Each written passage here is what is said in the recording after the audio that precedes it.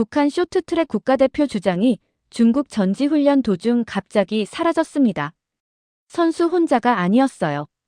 팀원 6명이 한나란시에 함께 자취를 감춘 겁니다. 평양 빙상관을 지키던 이 선수들이 왜 한꺼번에 훈련장을 떠났는지 그 이유가 된 사건은 4년 전 베이징에서 시작됐습니다. 과연 그들은 빙상장에서 무엇을 보았길래 6명이 함께 목숨을 건 결심을 하게 됐을까요? 지금부터 그 이야기를 들려드리겠습니다. 이 영상이 도움이 되셨다면 구독과 좋아요 부탁드립니다. 그 모든 것은 이렇게 시작되었습니다. 제 이름은 이민철입니다. 원래 이름은 리명철이었는데 지금은 한국 이름으로 살고 있습니다. 평양시 낙랑구역 성천강이 내려다 보이는 언덕배기 동네에서 태어났지요. 어릴 때 기억이 아직도 생생합니다. 아버지 손을 잡고 처음 빙상관에 갔던 날 얼음 위에 발을 딛는 순간 온몸이 떨렸어요. 두려움 반, 설렘 반이었는데 그게 제 운명이 될 줄은 꿈에도 몰랐습니다. 아버지는 체육성에서 오래 일하신 분이었어요. 6.25 전쟁이 끝나고 나라가 엉망이 됐을 때 체육으로 인민들 사기를 높이자는 운동이 있었다고 하셨지요. 아버지는 그 시절부터 체육 재건에 몸을 바치셨습니다. 여러분도 아시다시피 그 세대 어른들은 나라를 위해 한 몸 바치는 걸 당연하게 여기셨잖아요. 저도 그 피를 이어받아서인지 어릴 때부터 국가를 위해 운동하는 게 당연하다고 생각했습니다. 12살에 체육학교에 선발되고 22에 국가대표가 됐습니다. 국가대표가 되면 평양에서 살 수 있어요. 이게 얼마나 대단한 특권인지 북한에 안 사셔본 분들은 잘 모르실 겁니다. 평양 이외 지역 주민들은 허가 없이는 평양 근처에도 못 갑니다. 그런데 저는 평양 한복판에 빙상관 바로 옆 선수 숙소에서 살게 된 겁니다. 동네 사람들이 우리 어머니한테 아이고, 명철이 어머니, 아드님 덕에 집안이 피었네요 하고 부러워했다고 어머니가 나중에 편지에 쓰셨더라고요. 2026년 겨울, 저는 34살이었고 쇼트트랙 남자 국가대표 주장이었습니다. 여러분이 뉴스에서 보시는 그 국가대표 맞습니다. 당시 우리 훈련장은 평양 빙상관이었는데 건물은 그럴듯해 보여도 속사정은 달랐어요. 빙판 온도를 일정하게 유지하려면 전력이 꾸준히 공급돼야 하는데 겨울만 되면 전기가 들쭉날쭉했거든요. 한창 훈련하다가 갑자기 조명이 꺼지는 날도 있었습니다. 그러면 우리는 칠흑 같은 어둠 속 얼음 위에 그냥 서 있어야 했어요. 웃어야 할지 울어야 할지. 그래도 당시 저는 이게 불만스럽다는 생각을 크게 하지 않았습니다. 배급은 일반 주민들보다 훨씬 많이 나왔고 외화 상점에서 물건도 살 수 있었거든요. 장마당, 그러니까 여러분으로 치면 재래시장 같은 곳에서 쌀 1킬로가 얼마인지 아세요? 일반 주민들은 그걸 구하러 새벽부터 줄을 서야 했어요. 그런데 저희는 선수촌에서 하루 3끼가 나왔으니 그게 어디냐 싶었지요. 아내와 7살짜리 딸도 남편이 국가대표라는 이유만으로 평양 호적에 올랐습니다. 딸아이 이름은 봄비라고 지었는데 그의 얼굴을 떠올리면 지금도 가슴이 뭉클합니다. 동료들도 마찬가지였어요. 박철수는 저하고 가장 친한 친구인데 평안북도 신의주 출신이었습니다. 신의주에 있다가 평양 선수촌에 왔을 때 그 녀석이 처음으로 흰 쌀밥을 배불리 먹고는 한동안 말을 못했다고 했어요. 그 이야기를 들었을 때 저도 가슴이 찡했습니다. 막내 련화는 23이었는데 재주가 아주 뛰어난 아이였어요. 그 아이 부모님은 평안북도 시골에 계셨는데 딸이 국가대표가 됐다고 얼마나 자랑스러워 하셨는지. 그 시절 저는 체제를 의심하지 않았습니다. 이것이 원래 세상 사는 방식이라고 생각했어요. 우리가 열심히 훈련해서 국제대회에 나가 좋은 성적을 거두면 그게 곧 나라를 빛내는 일이고 그게 곧 내 가족을 지키는 일이라고 믿었습니다. 딱 그 믿음에 처음으로 금이 가기 시작한 건 뜻밖의 장소에서였습니다. 그 금이 처음 생긴 건 2022년 베이징이었습니다. 북한은 그해 동계올림픽에 선수단을 보내지 않았어요. 공식적인 이유는 코로나 방역이었지만 속사정이야 저희가 더 잘 알지요. 그런데 저는 운 좋게도 빙상심판단 보조 자격으로 경기장에 들어갈 수 있었습니다. 체육성에서 몇 명을 선발해 파견한 거였는데 저는 주장 자격으로 그 명단에 들었어요. 베이징에 도착했을 때의 느낌이 아직도 생생합니다.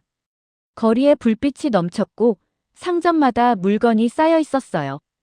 어릴 때 평양 외화 상점에서 신기하게 구경하던 물건들이 여기선 길가에 아무렇게나 쌓여 있더라고요.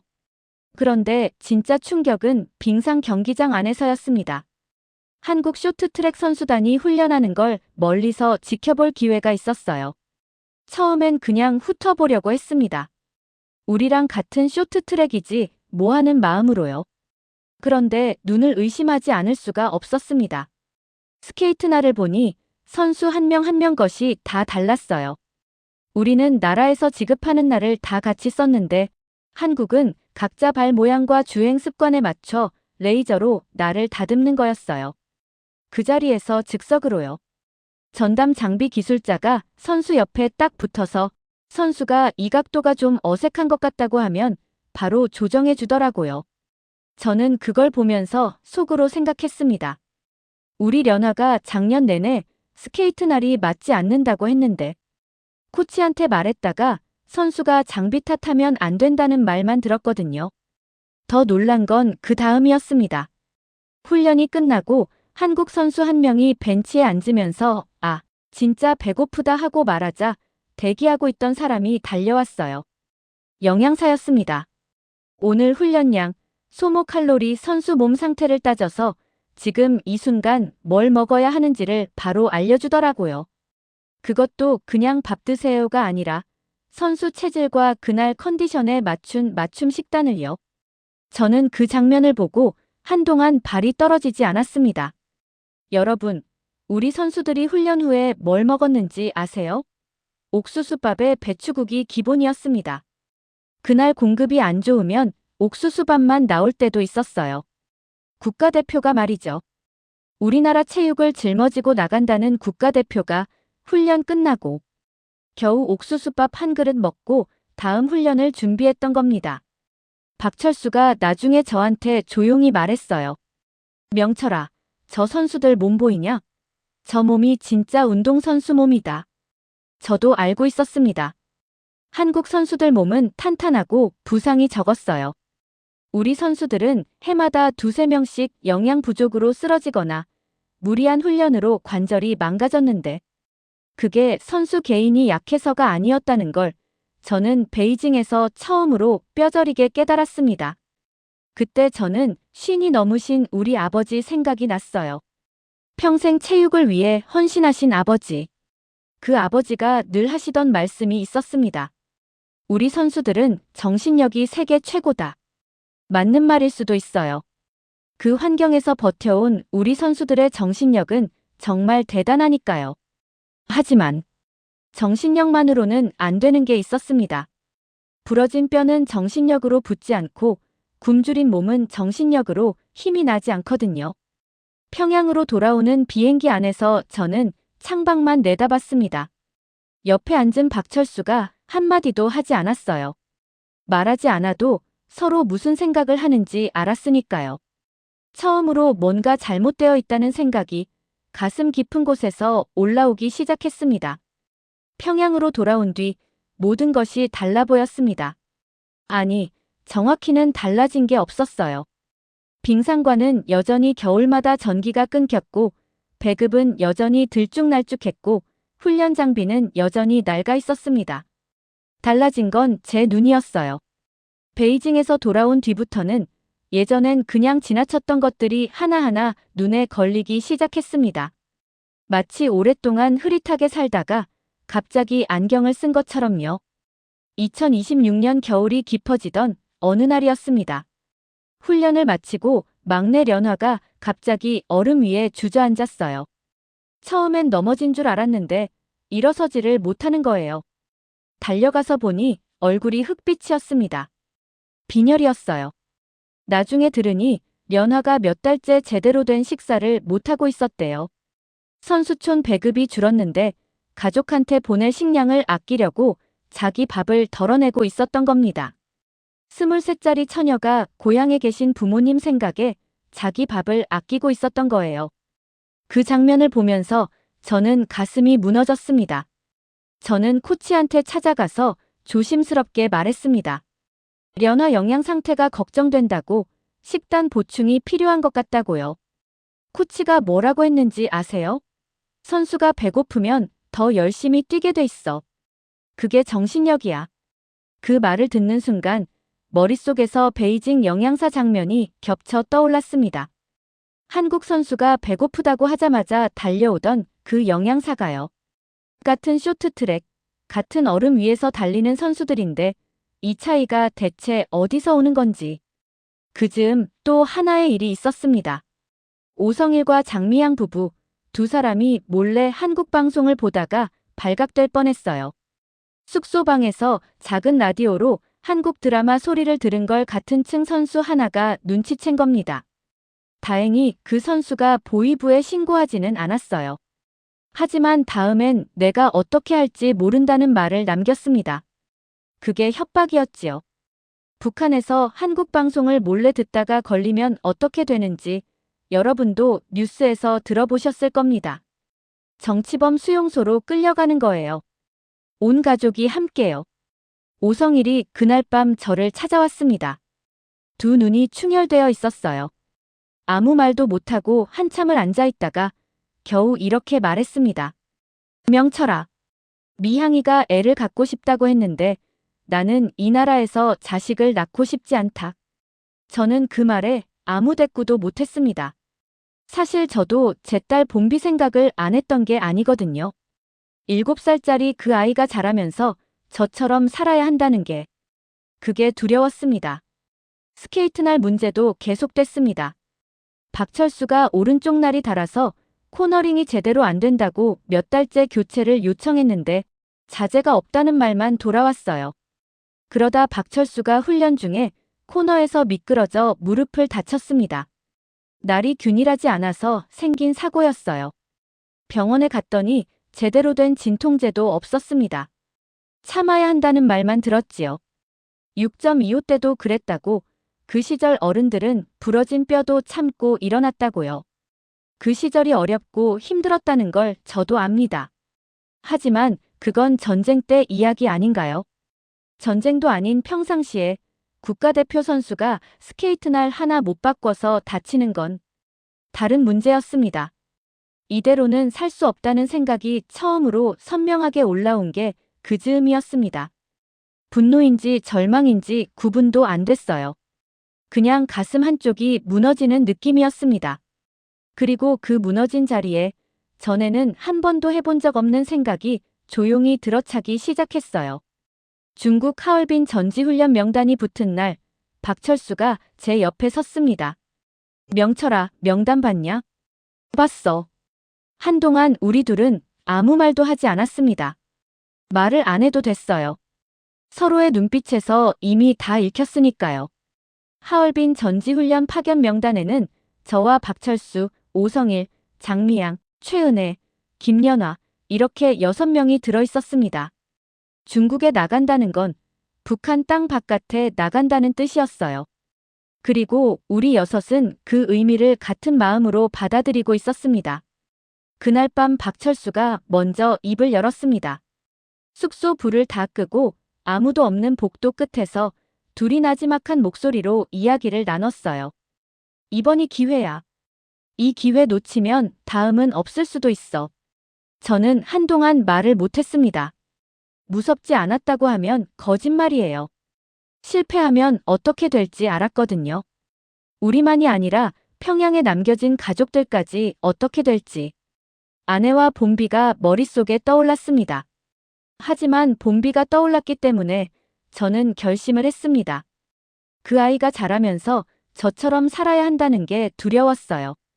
배가 고파도 참아야 하고 싶은 말이 있어도 못하고 듣고 싶은 노래도 몰래 들어야 하는 삶을요. 딸아이한테만큼은 그런 삶을 물려주고 싶지 않았습니다. 자식 걱정하는 마음은 남북이 따로 없잖아요. 여러분도 자식 때문에 못할 것이 없으시지 않습니까? 저도 그랬습니다. 오성일 부부에게 먼저 이야기했습니다. 미향이가 한동안 아무 말도 없다가 고개를 끄덕였어요. 최은혜는 두 눈이 빨개졌지만 저도 갈게요라고 했습니다. 은혜는 26으로 우리 팀 에이스였는데 평안남도 고향 집에 홀어머니가 계셨어요.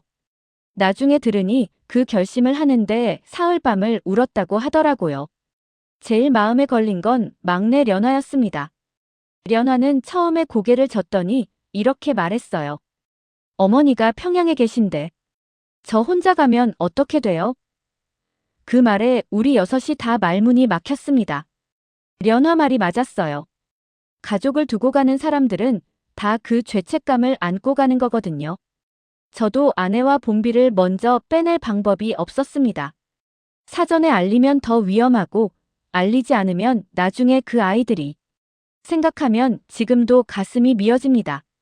련화가 사흘 만에 다시 왔습니다. 오빠, 저 갈게요. 어머니가 살아계셔야 나중에 만날 수 있잖아요. 그 말을 들으면서 저는 눈물을 참느라 혼났습니다. 23살짜리 어린 것이 얼마나 혼자 싸웠을지, 얼마나 울었을지. 출발 전날 밤, 저는 혼자 밖에 나갔습니다.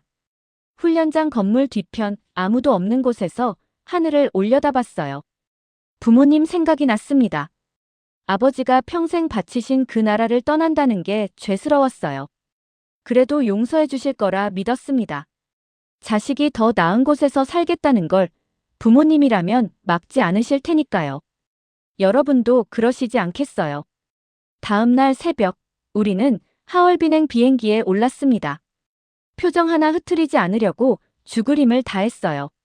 죽을 각오를 한 사람의 얼굴이 어떤지 아무도 눈치채지 못하도록. 하얼빈은 몹시 추운 도시입니다. 복도 끝까지 걸어가는데 그 짧은 거리가 왜 그렇게 멀게 느껴지던지요.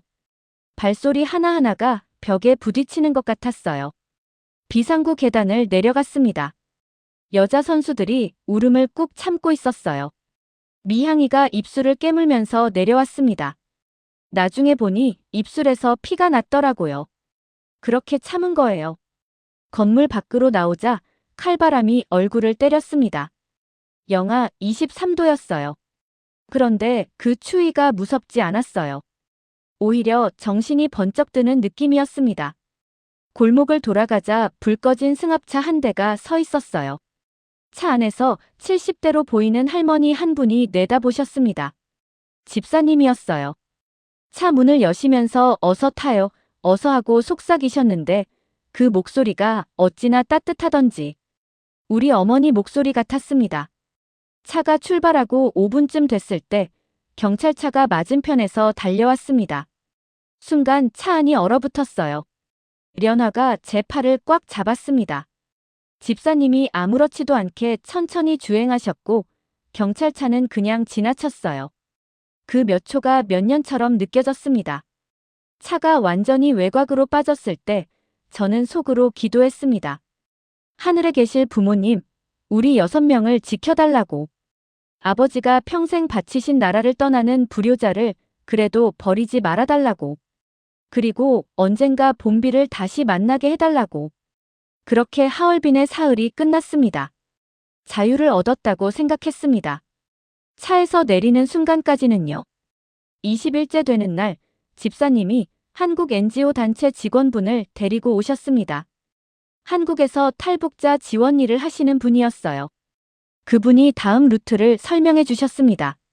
선양에서 기차를 타고 남쪽으로 내려가 쿤민까지 간 뒤 거기서 태국 국경을 넘는 경로였어요.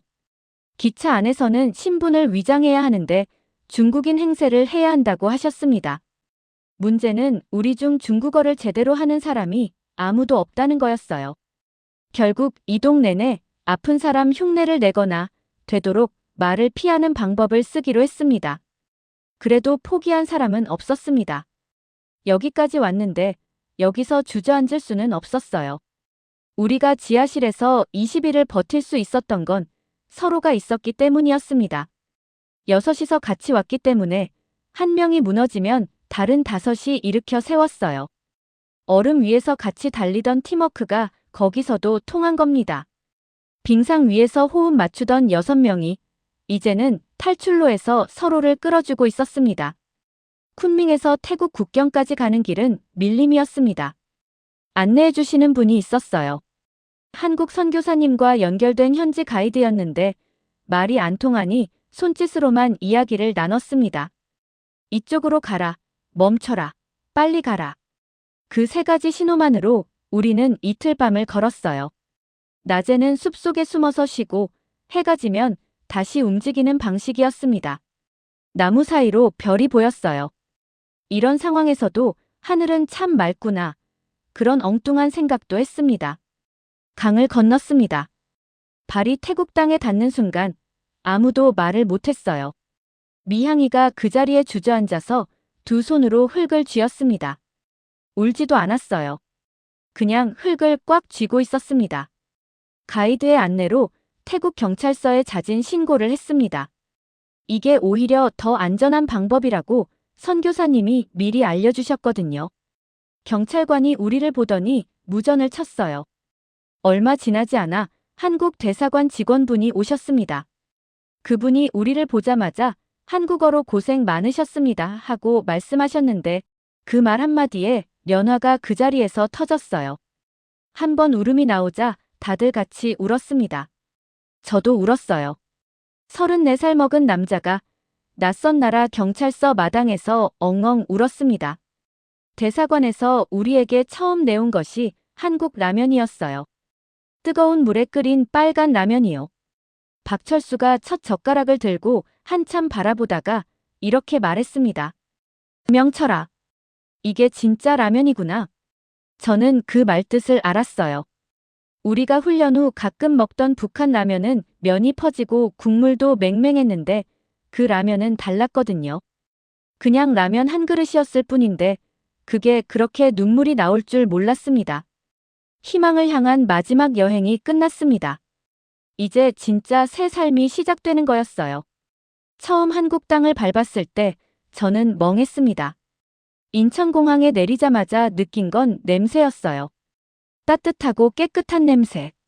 공항 안이 밝고 사람들이 바쁘게 움직이고 있었는데 그 사람들 표정이 전부 다 달랐어요. 웃는 사람, 전화하는 사람, 피곤해 보이는 사람. 북한에서는 공공장소에서 표정이 다 비슷했거든요. 조심스럽고 굳어 있었지요. 그런데 여기 사람들은 표정을 숨기지 않았어요. 그게 처음엔 어색했습니다. 2번째 충격은 영양관리실이었어요. 선수 1명의 영양사, 트레이너, 심리상담사가 한 팀으로 붙더라고요. 그날 훈련량, 다음 대회 일정, 선수 개인 컨디션을 종합해서 오늘 저녁 메뉴를 정해주는 거였습니다. 베이징에서 봤던 그 장면이 여기서도 펼쳐지는 거였어요. 아니, 그보다 더 정밀했어요. 련화가 제 옆에서 조용히 말했습니다. 오빠, 나 이거 봤으면 더 빨리 왔을 텐데. 그 말에 피식 웃었는데 눈이 따가웠어요. 3번째, 가장 큰 충격이 있었습니다. 훈련이 끝나고 한국 선수 1명이 코치한테 이렇게 말하는 거예요. 코치님, 오늘 훈련 방식이 제 몸에 좀 안 맞는 것 같아요. 다른 방법으로 해봐도 될까요? 저는 그 순간 숨이 멎었습니다. 북한에서 그 말을 했다면 어떻게 됐을까요? 코치한테 찍히고 보위원한테 찍히고 다음 날 훈련장에 나오지 못하게 됐을 겁니다. 그런데 코치가 뭐라고 했는지 아세요? 그래, 한번 같이 생각해보자라고 했습니다. 둘이 화이트보드 앞에서 같이 그림을 그리기 시작했어요. 저는 그 광경을 보면서 한동안 발이 떨어지지 않았습니다. 여러분, 우리는 같은 말을 쓰고 같은 음식을 먹고 같은 노래를 불렀던 한 민족입니다. 분단이 된 지 80년이 가까워 오는데 그 세월 동안 우리는 얼마나 달라져 버렸는지요. 그래도 저는 믿습니다. 언젠가 남북이 하나 되어 함께 달리는 날이 올 거라고요. 그날이 오면 저는 태극기를 들고 경기장에서 가장 크게 소리를 지를 겁니다. 우리 세대에는 그날을 꼭 봤으면 합니다. 어르신들도 그날을 함께 봐주셨으면 좋겠습니다. 감사합니다.